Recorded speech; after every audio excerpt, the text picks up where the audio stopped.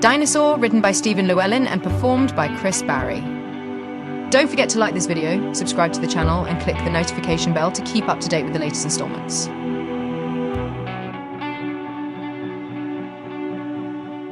Chapter 14. All in the Past.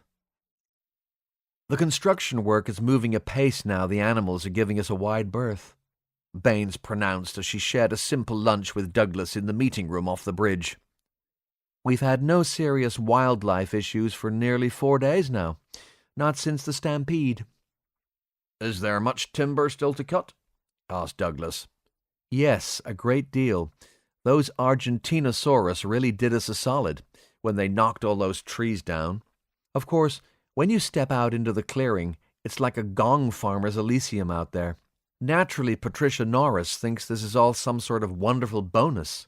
Apparently, all the poop and ashes will do us the power of good when we come to plant the area. Baines shook her head in rueful memory. Life seemed a lot easier on the moon, planting in hydroponics glasshouses. When you get over to the lumber site, though, it all kind of feels so normal. Just workers cutting trees and trimming branches. We could all do with a touch of normalcy in our lives just now.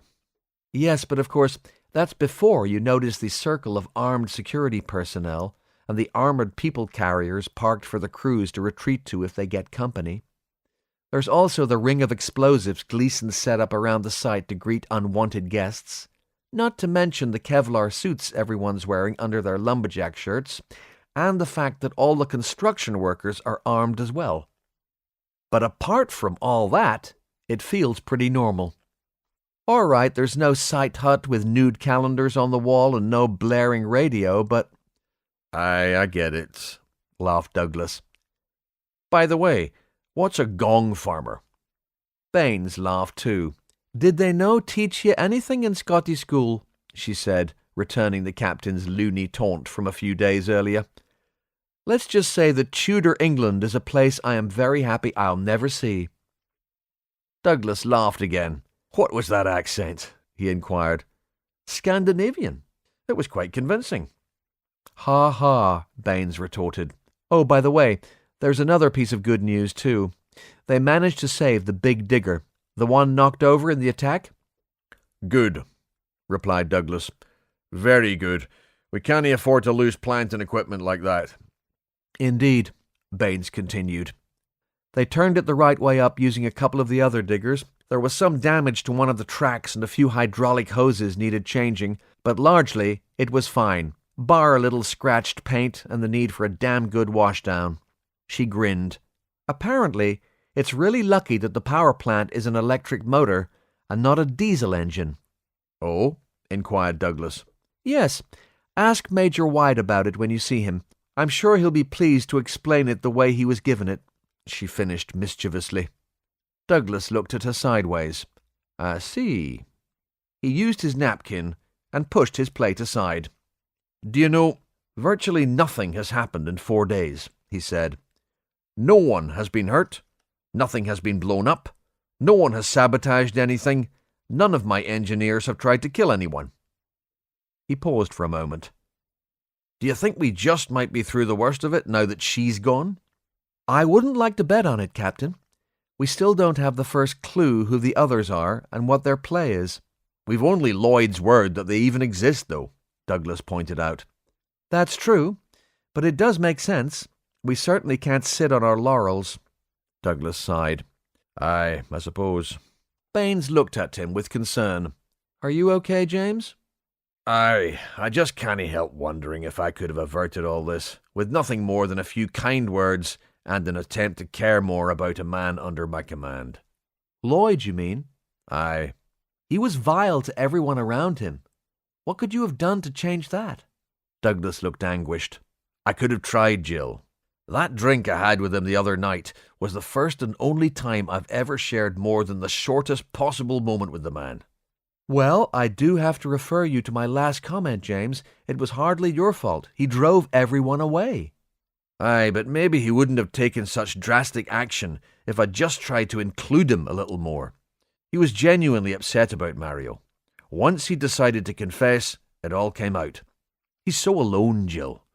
More alone than anyone in the world right now. Apart from Heidi, perhaps, suggested Baines. But then she still has her mates on board among us. Captain, you can't blame yourself for Lloyd's actions. Who could have possibly foreseen that a serving officer on the Mars fleet would have taken up with a bunch of terrorists? Besides, she smiled understandingly, after half a bottle of 50-year-old single malt, I'd have been in tears too, confessing to whatever you've got. Douglas's return smile was fleeting. And in a couple of days we have the trial, he stated wearily. Well, I can't say I'm excited about that either. I think a good many are, though, Jill. He gave her an intent look. I'm worried it's going to be a circus. People are looking forward to it. Do you think I could push a few toffee apples? In the crowd, maybe? Asked Baines brightly. Douglas gave her a long-suffering look. Sorry, Captain. Everyone on this ship has been wronged. I think it's only natural to want to see the man who caused it all getting his. Aye, that's just it, though, Douglas retorted crossly. He didn't cause it all. Not all of it. He was just a cog in the machine. A fool who was bought by the right words whispered in his ear. And a boatload of cash. Let's not romanticize this, James. He caused the death of a brilliant young man, ruined the lives of many others, and the ball he set in motion may yet cause the end of us all. But, Douglas tried. And, Captain, Baines cut him off, unwilling to be deflected. One wrong move here, and the human race may never even exist. I can't help thinking that he needs to take quite a lot of the blame for all this. Douglas slumped slightly in his seat and sighed, nodding gently. Baines eyed him sympathetically. You're such a good man, James. Don't try and shoulder his blame. You carry weight enough already, and you don't deserve it. Douglas smiled wanly. I'll try not to, he said. Thanks, Bum. Baines grinned. Oh, by the way, I've asked the learned counsel, she pressed the inverted comma bunnies back into service, not to call Giorgio. Doesn't he want to give evidence? Douglas asked in surprise. Yes, he does. That's the problem. The captain frowned questioningly. She sighed. Have you heard that he went to see Rebecca Mawar? Mawar. Refresh my memory again. She's the rich spiritualist medium from the paid seats. Oh, and? I understand grief must run its course, but I think she's filled his head with... She shrugged, confounded. I don't know what. Apparently there are stories of his brother coming back to visit him, bringing messages from the other side. She's convinced him that Lloyd didn't mean to cause Mario's death. Allegedly, Mario has told him that Lloyd is very sorry and should be forgiven. And you don't think that this will be taken completely seriously in court? Asked Douglas, raising an eyebrow. Let's just say, Baines replied patiently, that I think Lloyd has enough people wanting to see him fall without having his backside kicked by Banquo. Maybe Mario has a point, though. Oh, Captain, you're not buying any of that. No. Well, not the messages from beyond the grave. It's just the sentiment which rings true for me. Maybe we do need to forgive him. As you once said to me, Jill, not very long ago, we're all we have now. Can we afford grudges with everything else we face? Baines sat back, giving Douglas a look somewhere between exasperation and devotion. Eventually, she leaned forward again, grasping his hand across the table. James, I don't think that approach will garner much support from the passengers. They need to see some form of justice to help them make sense of this crazy hand we've been dealt. Before Douglas could answer, the door chimed. He sighed. Come. Mary Hutchins followed her refreshments trolley into the room. Hi, folks, she greeted. Just wondered if you'd finished with your lunch and whether you'd like coffee. Ooh, yes, please, Mary. And do you have anything else for me? Asked Baines hopefully. Mary leaned down to the seated commander confidentially. Double chocolate muffins? She whispered. Yay! Baines exclaimed, punching the air. Also, Mary continued, Mother Sarah and Dr. Patel are on the bridge. They're just saying hi to Sandeep. Shall I invite them in? Please, replied Douglas. Douglas and Baines rose to greet the councillors as they entered. The commander was just updating me about the sawing and milling operation over the way, said Douglas. I'm sure she'll be happy to bring you up to speed. But first, I'd like to talk about this trial in a couple of days. Douglas gave the two women and the man an appraising look. Since I left the organisation of this wee courtroom gathering to the three of you, I was rather surprised to learn that I'm going to be back in the middle of it. I was doubly surprised when it was advertised as a public event. Maybe we should celebrate it annually, as a holiday perhaps. He stared them down for a moment, gradually raising an eyebrow in amusement. I was yet more surprised, although gratified, to learn that you've also tied each other up on this. So, it seems we have to come up with a plan for punishment, should the man be found guilty, which I have to say is pretty likely. And if that wasn't enough, it seems I need a strategy preventing the three of you from ever being left alone together again, too. Sarah smiled. We always look to the captain for wise counsel, she said humbly. Yes, said Patel. It would also have been useful if you had warned us about the cunning of Commander Baines, Captain. And I always thought she was such a nice girl, seconded Sarah. I'm still here, you know, mumbled Baines. Douglas chuckled. Right, so, guilty verdict. What comes next? He may not be found guilty, suggested Sarah. True, said Baines, but we don't really need to plan for saying, you can go, do we? Do you think not?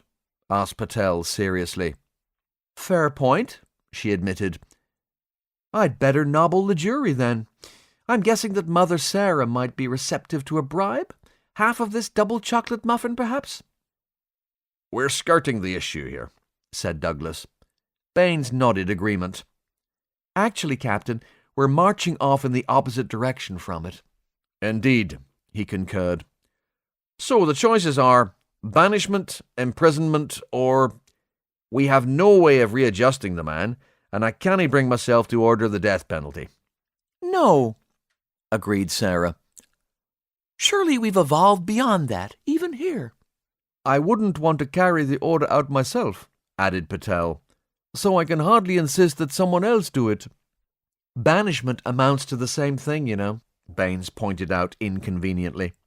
I don't think we can wash our consciences clean by simply kicking him outside and pretending we didn't kill him. So it's imprisonment, then? Asked Sarah. Douglas and Patel nodded. Okay. Devil's advocate. What if that's not enough for the mob? Asked Baines. What if they don't feel they should have to work their backsides off to keep him in a nice safe cell on 3 squares? Especially since he caused all this, yet they will be the ones out there risking their lives, planting, harvesting, and gathering. Douglas, Sarah, and Patel eyed one another uncomfortably. Are you saying, Douglas asked carefully, that you would want to order the death penalty? I wouldn't want to, Captain, replied Baines, but I may have to consider it. From a resource perspective alone, he would be a liability, and it may cause all kinds of unrest among the people. People who are looking to us to protect them from what he and his compatriots have done, may still be doing for that matter. We should also consider that sending the strongest kind of message like this might help us with these same compatriots in the future.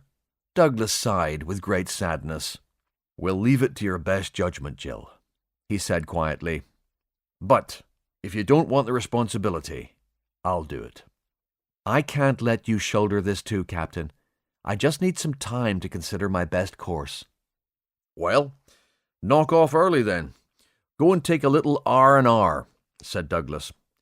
By the way, he added, brightening a little, they're putting that damn sign up tonight at the bar. There'll be a bit of a do on.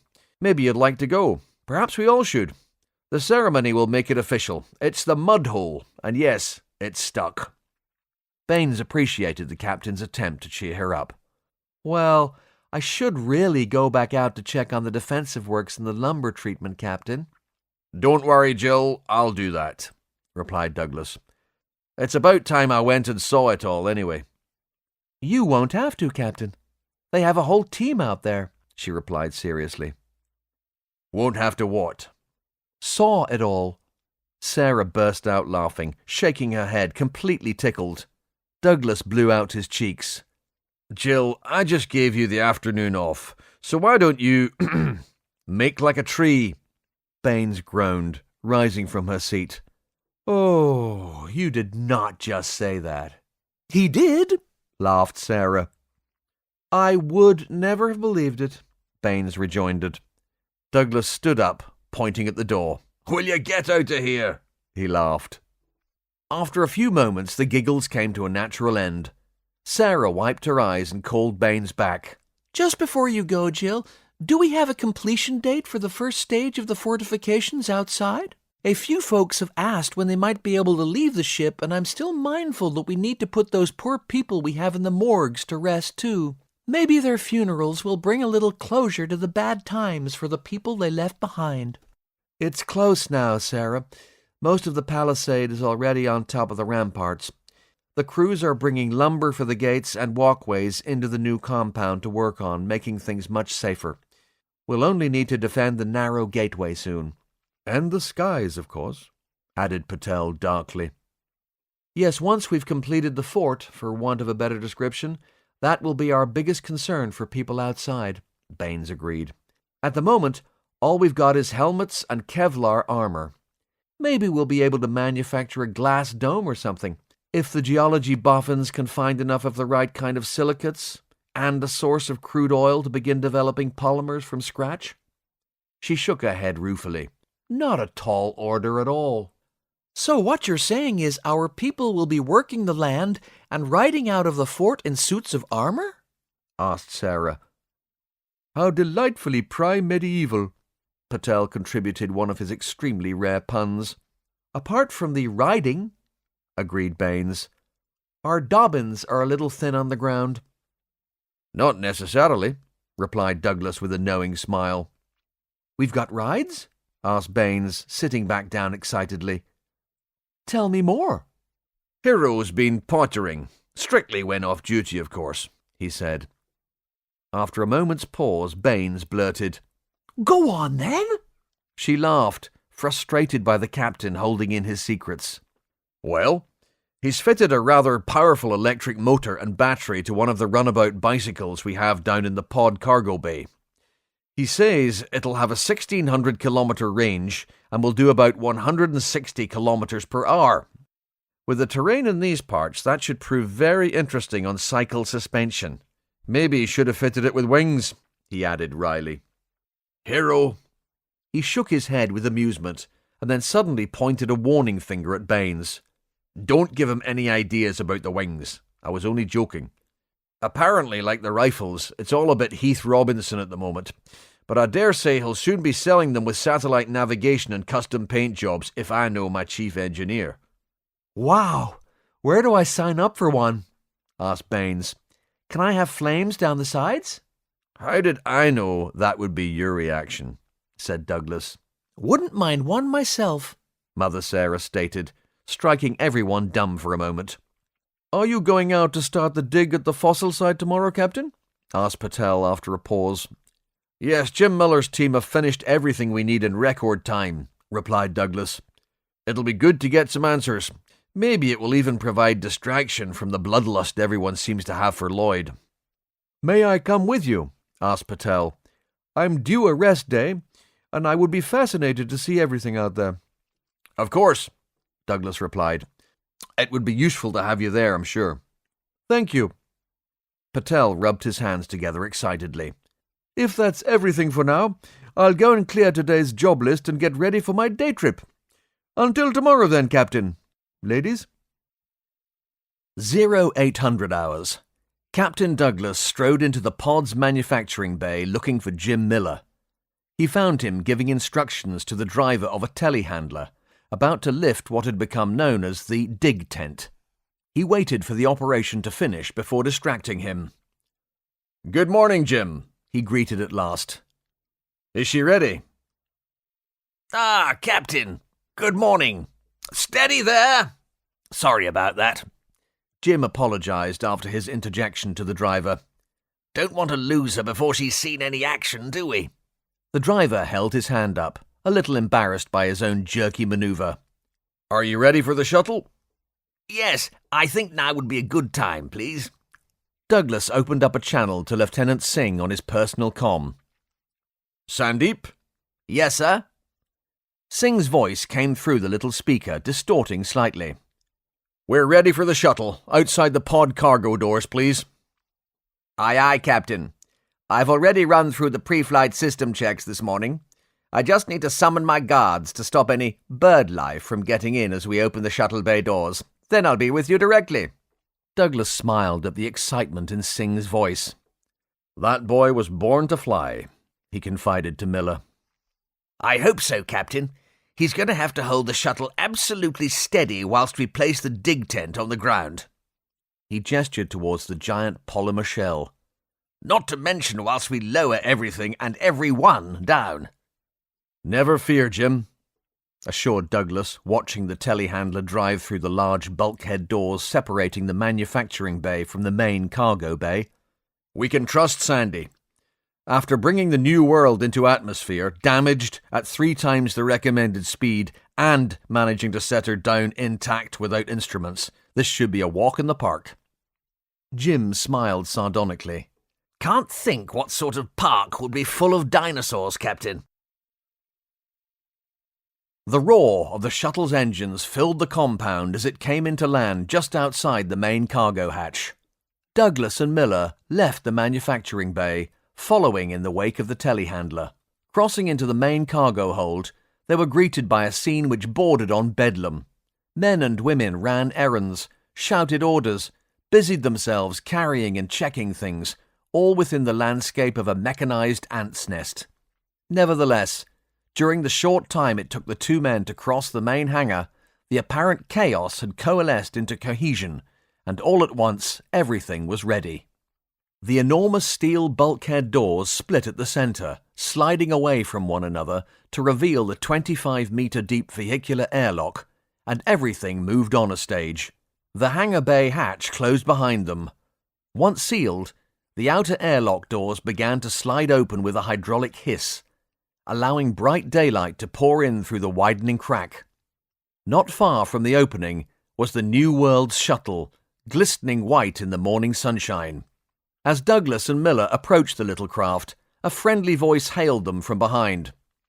"Good morning, Captain and Dr. Jim." They turned to see Dr. Satnam Patel approaching their position from the guarded and very much smaller pedestrian airlock. He seemed uncharacteristically cheerful and carried a small rucksack thrown casually over one shoulder. "Good morning," the men called back. "What have you there?" asked Douglas. "Are you planning on camping out?" "What, this?" replied Patel, shrugging slightly to indicate his pack. "Have you brought field rations to eat whilst you're out there today?" "Aye," said Douglas. "Of course. We could be gone for most of the day." "Well," Patel continued, clearly pleased with himself, "I haven't." He pulled the bag from around his shoulder, opening the top slightly. The aroma of fresh Indian home cooking caressed their nostrils like a lager lout's lover. "Ooh," the 2 men chorused. "I don't suppose," asked Miller hopefully, "that you could stretch that a little, perhaps?" "Don't worry," Patel answered knowingly. "It occurred to me while I was preparing this that you British would never forgive me if I didn't bring enough curry to go round." The dig crew gathered around the shuttle's cargo hatch. After a few moments, it opened to reveal Lieutenant Singh, who beckoned them aboard. Douglas gestured for Patel to lead the way. "After you, Satnam. We'll just follow you like a couple of Bisto kids." Most of the loading team made their way back into the pod via the pedestrian hatch. Only a couple of men and a few guards remained behind, standing ready to link up the dig tent to the winch cables that would be lowered from the shuttle once airborne. The captain exchanged nods, smiles and greetings with everyone as he passed them on his way up through the little ship. Leaving the cargo hold centre aft, he strode through the small passenger area centre forward, finally arriving at the craft's small bridge. Miller and Patel followed him. Singh and Natalie Pearson were already at their stations. "You got roped into this as well, Natalie?" asked Douglas cheerfully. "We've no expert diggers, no paleontologists or archaeologists, so here I am," she stated. I have very little experience, but I did spend a week on a dig in Arizona when I was a student. We were looking for dinosaur fossils. Can you believe that? And now here I am in the time of the dinosaurs digging up human remains. Does anyone else feel that we might have simply been drugged and this is just one almighty psychotic episode? I wake up every morning hoping for that to be the case, lassie, Douglas replied kindly. We also have one of our historians aboard, Pearson continued. He's strapped into one of the passenger seats behind us. She put her hands to the side of her mouth conspiratorially. He doesn't like flying, she whispered. So, he caught a spaceship to Mars? Exclaimed Douglas jovially. Well, I did mention that point, Captain. And he said after a lifetime of reading history, he thought it would be rather nice to make some. Fair play, Douglas acknowledged. But why's he here now? As I said, Captain, our experience in digging archaeology is very sketchy. Apart from a week in the desert, I've only ever studied living specimens. At least the only ones that weren't were fresh on the autopsy table, explained Pearson. So presumably he has the right sort of experience? Asked Douglas hopefully. Pearson winced slightly. Not exactly, Captain. When he was a kid, he spent a summer at Vindolanda digging. He said it was that which got him interested in archaeology. However, it also threw into sharp relief his preference for indoor work, which didn't get him dirty or make him sweat. Hence, he went the history route instead, she finished with a chuckle. Douglas pinched his nose to ease the pressure headache he could feel coming on. Great, he said, trying not to look too forlorn. So, what's our armchair historian's name? Thomas Becket, replied Natalie, showing her amusement. Douglas pulled back, raising his eyebrows. Our historian is Thomas A. Becket, he asked, disbelieving. I know, she laughed, but he swears he's no relation. Luckily, he's happy with just plain old Thomas, never Tom, she added sternly. Douglas rubbed a hand down his face, shaking his head slightly. I'm with you, Natalie. This has to be a drugged-up hallucination. We're ready to take off, Captain, Singh cut in. Okay, said Douglas. Make the announcements. Oh, sir, Singh retorted, like a disappointed schoolboy. Douglas snorted. It's the drugs, it must be. I can't believe any of you lot are real. He strapped into the co-pilot's seat. All right, he said. If it makes you happy, then it can't be that bad. The pilot sat back in contentment. Natalie, Jim and Satnam simply looked from one to another in bemused bafflement. Then Douglas spoke. Good morning. This is your captain speaking. The crew and passengers elsewhere on the little ship were slightly bewildered, as the captain's fasten your seatbelts message was accompanied by hoots of laughter from the bridge. Dinosaur, written by Stephen Llewelyn and performed by Chris Barrie. New installments uploaded each week. Subscribe for more. Visit the link in the description for free New World companion stories, available for download as ebooks.